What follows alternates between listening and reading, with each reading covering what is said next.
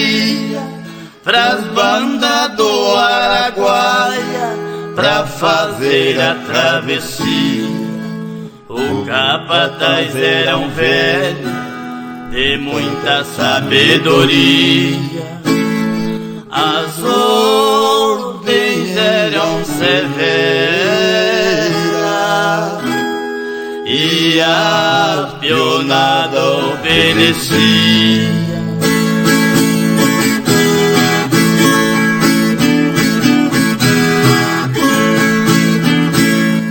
O ponteiro, moço novo, muito desembaraçado, mas era a primeira viagem que fazia pra esse lado.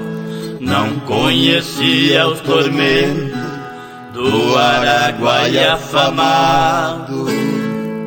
Não sabia que as piranhas eram um perigo danado.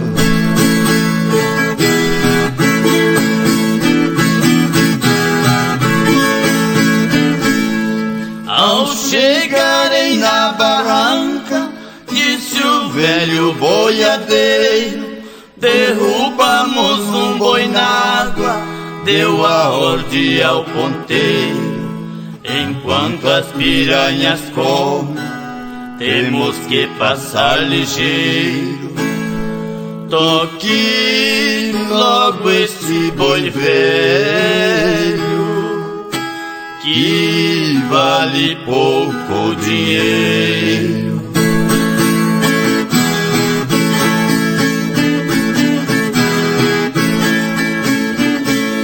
Era um boi de aspa grande, já ruído pelos anos. O coitado não sabia do seu destino tirano, sangrando por ferroada, no Araguaia foi entrando.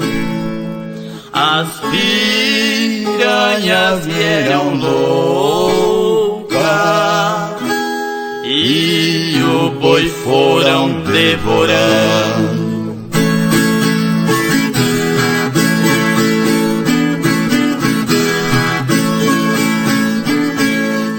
Enquanto o pobre boi velho ia sendo devorado, a boiada foi nadando e saiu do outro lado.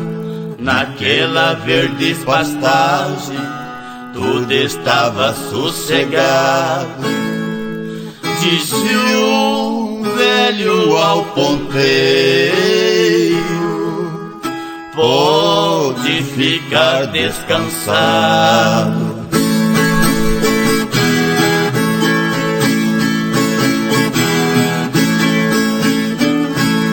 O ponteiro revoltado disse: que barbaridade, sacrificar um boi velho, pra que esta crueldade?